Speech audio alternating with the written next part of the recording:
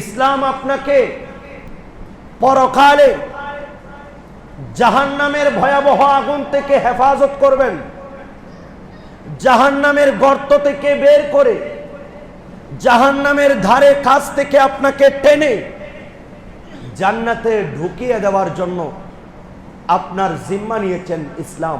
সুবহানাল্লাহ।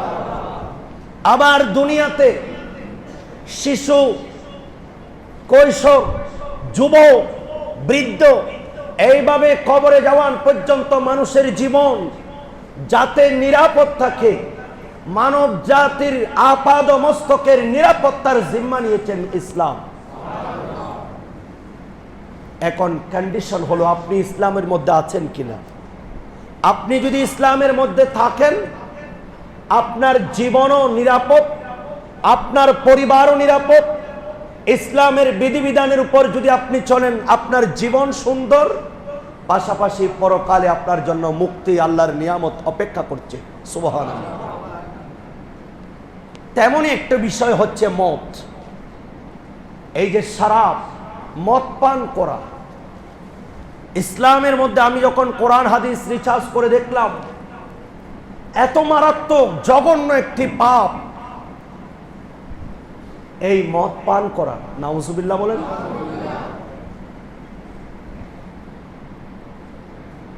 এটাকে আরবিতে বলা হয় খামারুন। মা খামারা আকল, মা খামারাল আকল, যেটা মানুষের আকলকে লুপ করে ফেলে। নাউজুবিল্লাহ বলেন। যেই পানিগুলি পান করার পর মানুষের আকল নষ্ট হয়ে যায়, বিবেক নষ্ট হয়ে যায়, বিবেক কাজ করে না। আল্লাহর 18,000 মাখলুকাত আছে, সেখান থেকে একটা শ্রেণী হচ্ছে বনি আদম, মানব জাতি। নারী, পুরুষ, হিন্দু, বৌদ্ধ, যত ধরনের ধর্মাবলম্বী, মতামতে বিশ্বাসী হোক না কেন, সবাই বনি আদম। এরা, এদের কপাল খারাপ, এদের তাকদিরে হেদায়ত নাই, এরা অন্য অবলম্বন করছেন। তো বুঝাতে চাচ্ছি যে বনি আদমকে আল্লাহ রাব্বুল আলামিন 18,000, একটি দুটি নয়, 18,000 সৃষ্টির উপরে প্রাধান্য দিয়েছেন বনি আদমকে। আমাদেরকে, আমাদের মর্যাদা হচ্ছে সকল সৃষ্টির মধ্যে 18,000 মখলুকাত, আল্লাহর সৃষ্টি জগৎ, গাছপালা, তরুলতা, সমুদ্রের মাছ, বাঘ, সিংহ, ভল্লুক, এইভাবে আল্লাহর সকল সৃষ্টি জগৎ, পানি, বাতাস, আকাশ, নবমণ্ডল, ভূমণ্ডল, সৌরজগৎ, আসমানি জগৎ, তারকা, নক্ষত্র, সূর্য, গ্রহ জগৎ, গ্রহপুঞ্জ, সব কিছুর উপরে মানুষের স্থান। আলহামদুলিল্লাহ বলেন না। সেই জন্য মানুষকে বলা হয় আশরাফুল মখলুকাত। আল্লাহ আশরাফুল মখলুকাত কেন করেছেন? আশরাফ মানে অধিক সম্মানী, মখলুকাতের মধ্যে অধিক সম্মানী। আপনি মানুষকে কেন বানালেন? বললেন সৃষ্টি জগৎ, তোমাদেরকে আমি সেই নিয়ামতটা দিই নাই একটা কারণ যেই তোমাদের মধ্যে একটা জিনিসের অভাব আছে, সেই জিনিসটার কারণে, সেই বস্তুটার কারণে তোমরা ভালো মন্দ জাস্টিফাই করতে পারো না। সে অন্যায় হোক, ন্যায় হোক, তার উপর আঘাত করো। আর যখন সৃষ্টির মধ্যে কোনো একটি মাছকে জিজ্ঞেস করা হয়, মাছও বলবে যে আল্লাহ আমাদেরকে দেন নাই কেন? তোমাদের কাছে ওই নিয়ামতটা নাই, যেই নিয়ামতটার কারণে তোমরা একজন আরেকজনকে বা ভালো মন্দ যাচাই করতে পারো না। সেজন্য তোমরা যারা বৃহৎ মাছ আছো, বড় মাছ, এরা ছোটদেরকে খেয়ে ফেলো অন্যায়ভাবে।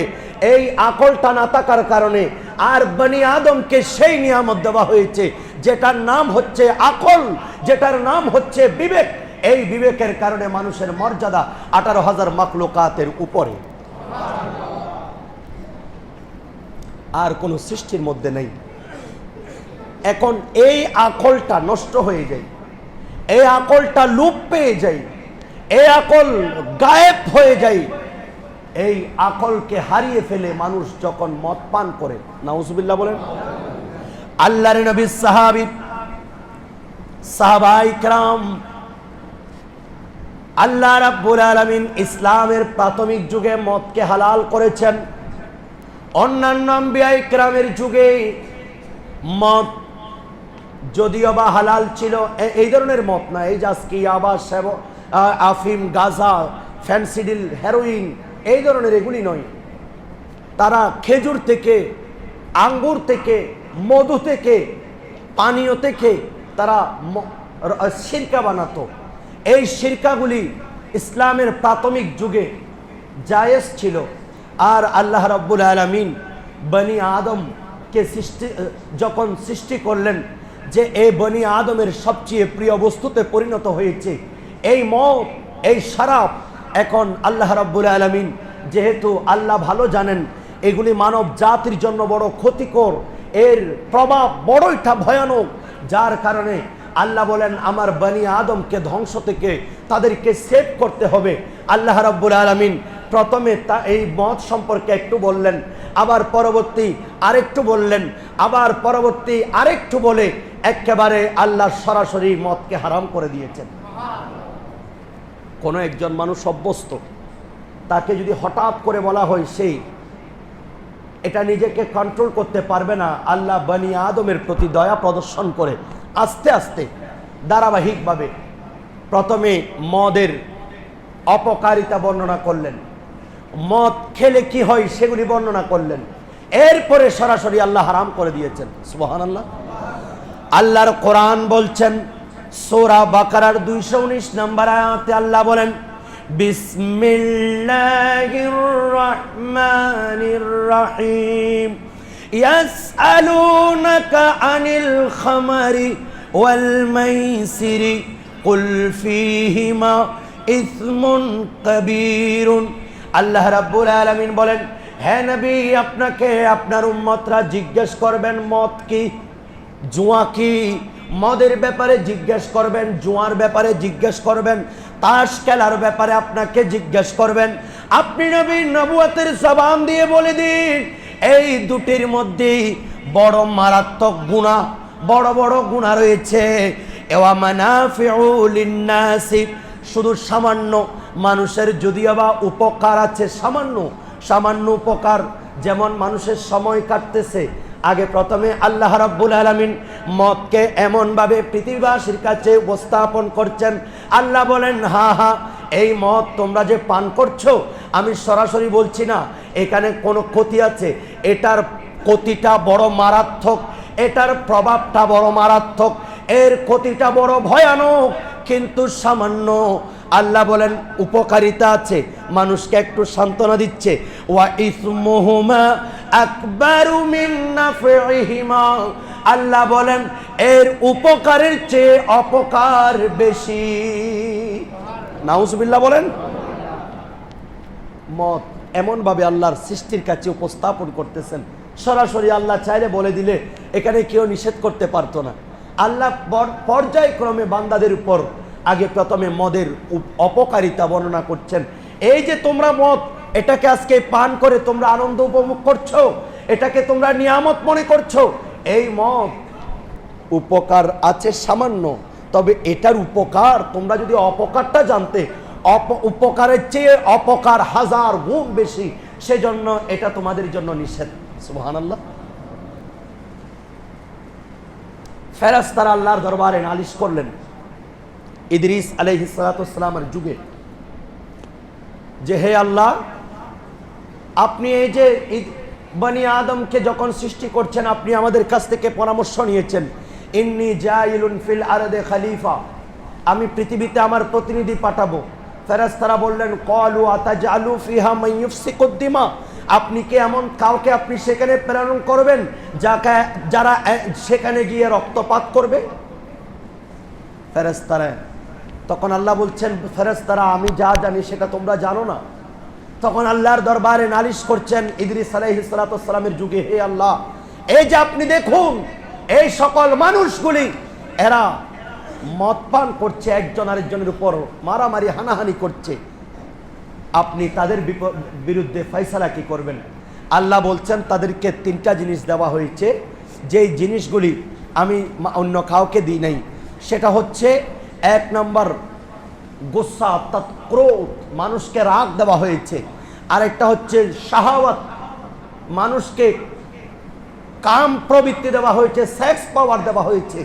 আর তৃতীয় নাম্বার হচ্ছে মানুষকে ক্ষুধা দেওয়া হয়েছে জো। মানুষ এই তিনটির কারণে মানুষ এই সকল কর্মকাণ্ডের মধ্যে লিপ্ত হয়। নাউজুবিল্লাহ বলেন।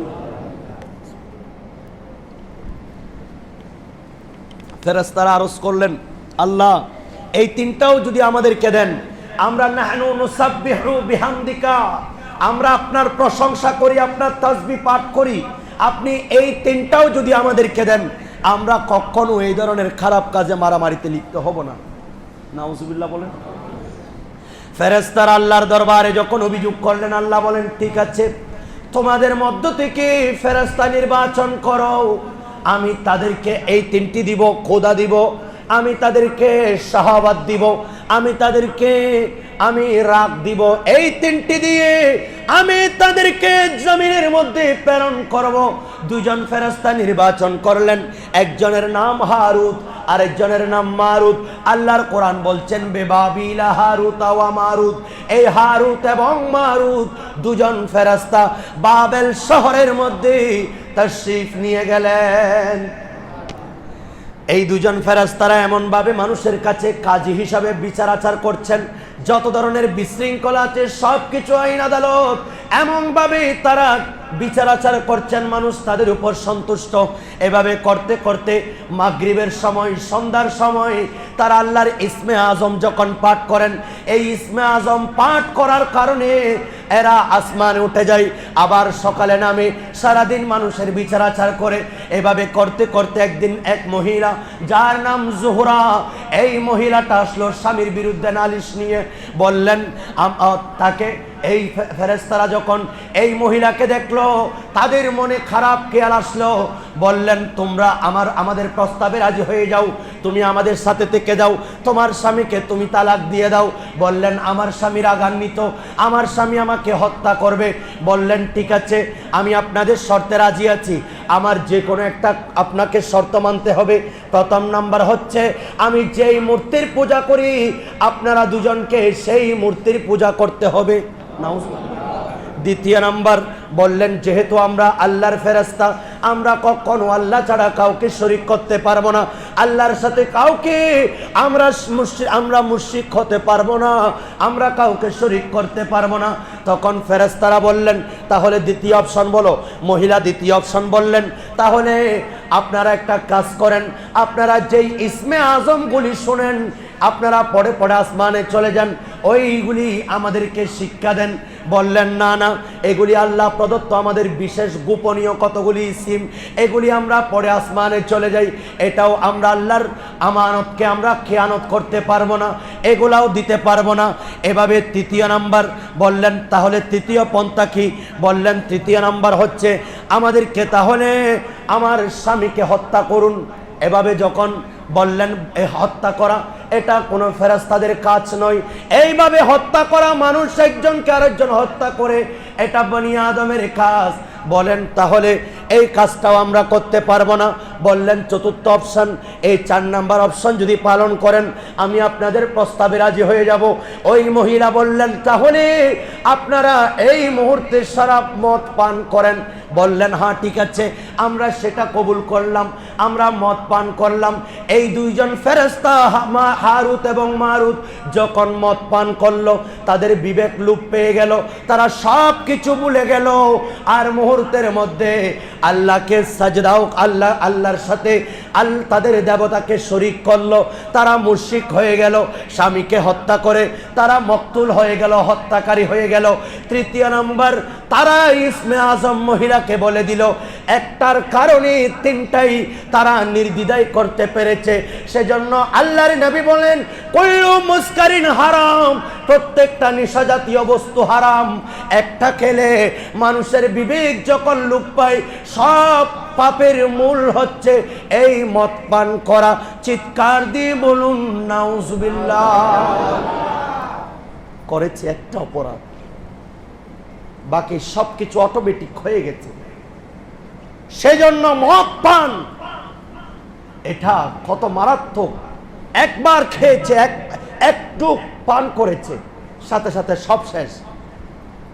এমনকি তানবিহুল গাফিলিন আল্লামা আবুল কিতাবের নাম আবুল্লাইস সামারকান্দি রহমতুল্লাহ আলাইহি।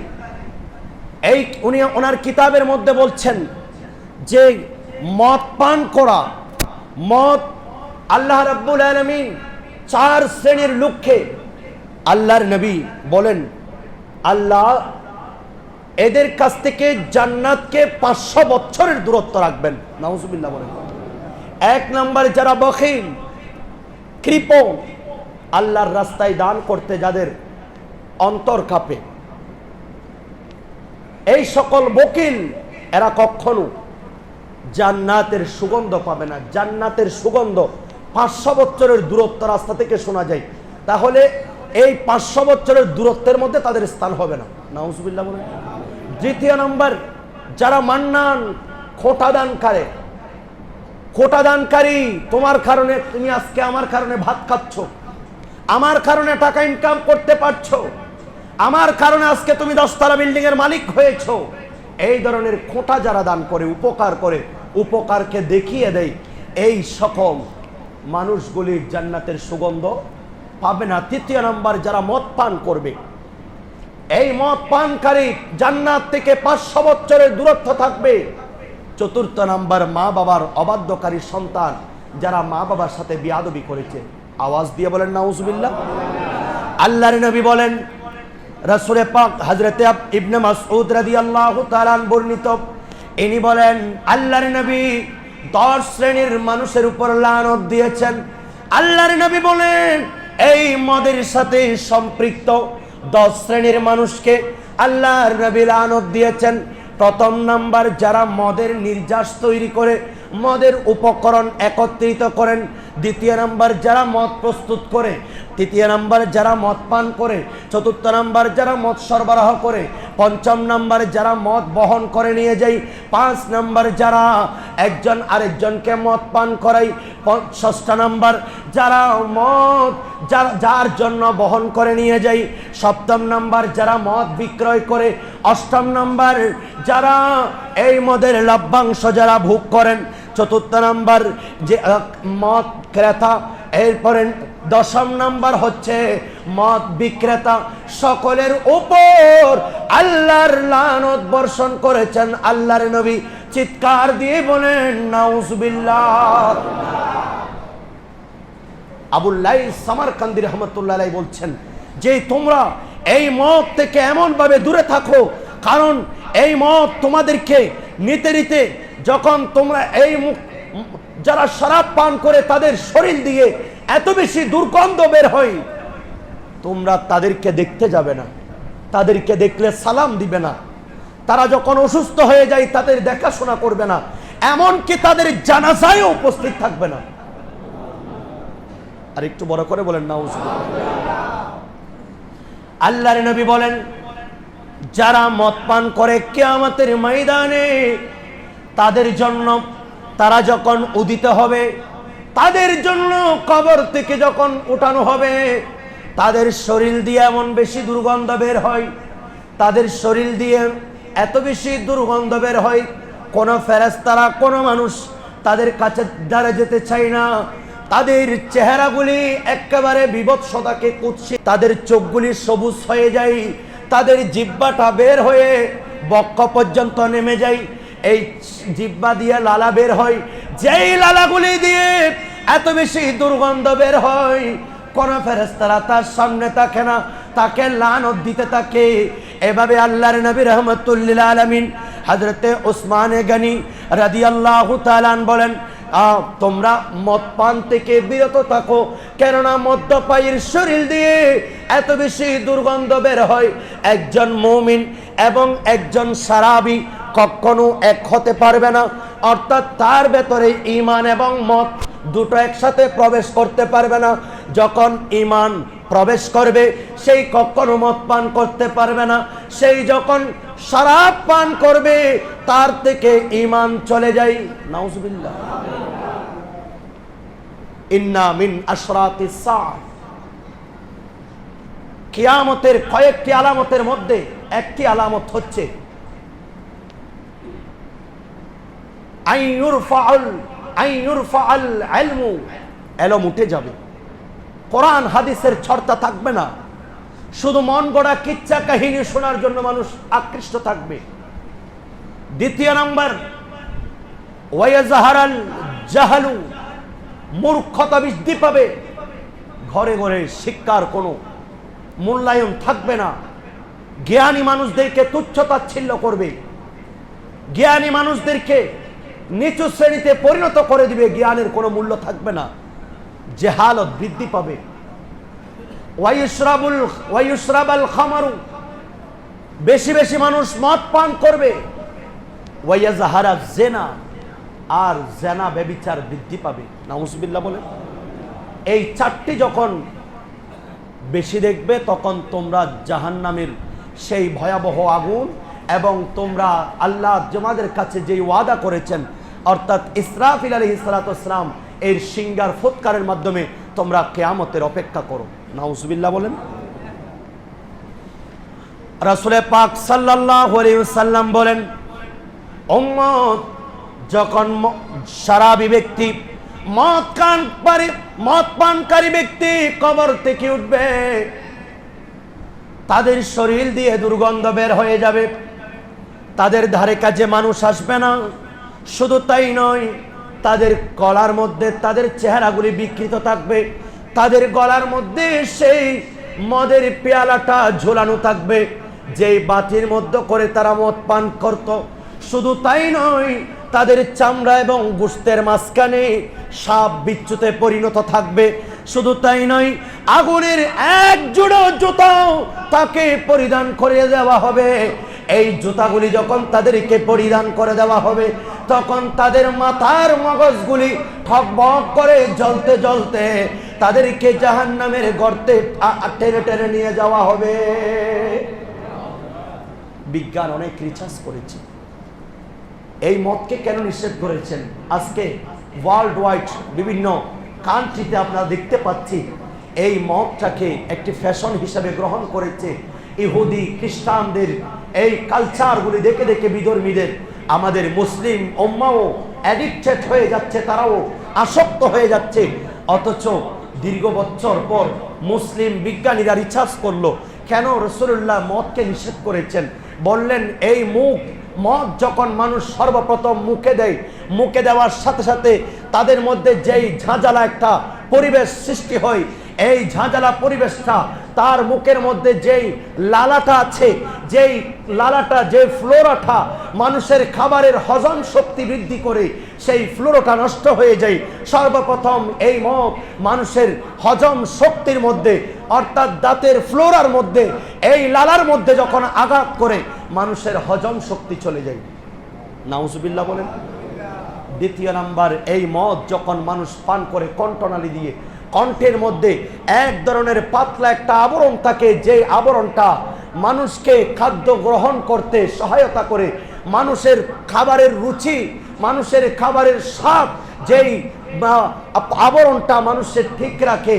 এমন সময় মানুষ যখন মদ পান করে কণ্ঠের মধ্যে সেই পাতলা আবরণ চলে যায়, যার কারণে তার ক্ষুধামন্দ, তার অন্য কিছু ভালো লাগে না, সেই মদ পানের মধ্যে ব্যস্ত থাকে, এগুলির মধ্যে ব্যস্ত থাকে।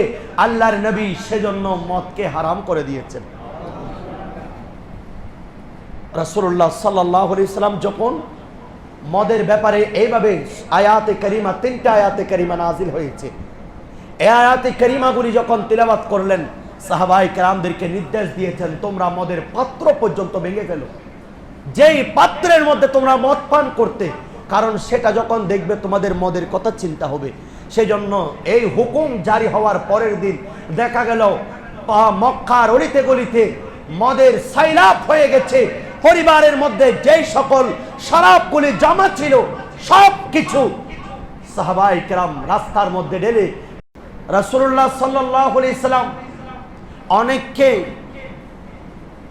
ব্যাট দিয়ে আঘাত করেছেন, থাপ্পড় মেরেছেন, জুতা দিয়ে পর্যন্ত মেরেছেন এই মদ পান করার কারণে। সিদ্দিক আকবর রাদিয়াল্লাহু তাআলা 40টা দিন বেত্রাঘাত করেছে শুধু মদ পানের কারণে। সেজন্য সমাজে যারা এগুলো আশ্রয় প্রশ্রয় দিচ্ছেন, রাসূলুল্লাহ সাল্লাল্লাহু আলাইহি সাল্লাম বলছেন, তানবিহুল গাফিলিন এই কিতাবের মধ্যে আছে, যারা একবার মদ পান করবে তাদের জন্য 40 দিন ইবাদত কবুল হবে না। নাউজুবিল্লাহ বলেন। যারা দ্বিতীয়বার পান করবে 80 দিন তাদের তওবা আল্লাহর দরবারে কবুল হবে না। 80 দিন পর্যন্ত তাদের নামাজ রোজা কবুল হবে না। এরপরে যারা তৃতীয়বার তৃতীয়বার পান করবে তাদের 120 দিন আল্লাহর দরবারে কোনো আমল কবুল হবে না। এরপরে চতুর্থবার যারা পান করবে আল্লাহর নবী বলছেন তাদেরকে এমন ভাবে আঘাত করো, তাদেরকে বেত্রাঘাত করো, তাদের উপর শাস্তি বর্ষণ করো, এমনকি তাদেরকে কতল করো। নাউজুবিল্লাহ বলেন। যুগের ইমাম আবুল ফাসি লাইস আস-সামারকান্দি রাহমাতুল্লাহ আলাইহি ইনি বলছেন, ওনার কিতাবে তানবিহুল গাফিলিন এই রিওয়ায়াত নোট করছেন। আল্লাহ আমাদেরকে বুঝার তৌফিক দিক। রাসূলুল্লাহ সাল্লাল্লাহু আলাইহি ওয়াসাল্লামের জামানায় এমন সময় আল্লাহর নবী রাহমাতুল লিল আলামিন এর সাহাবী হযরত আব্দুর রহমান ইবনে আউফ রাদিয়াল্লাহু তাআলা ওনার ঘরের মধ্যে খাবারের আয়োজন করলেন। এই খাবারের পরে সবাই যখন মদ পান করছেন, মদ পান করার পরে তখনও ইসলামের মধ্যে মদ হারাম হয় নাই, তখন সাহাবায়ে কেরামের কয়েকজন মদ পান করেছেন, যার কারণে তারা যখন মাগরিবের নামাজের সময় হয়ে গেল, তাদের মধ্যে একজন সাহাবী যখন ইমামতির দায়িত্ব দিলেন, যখন নামাজ পড়াচ্ছেন,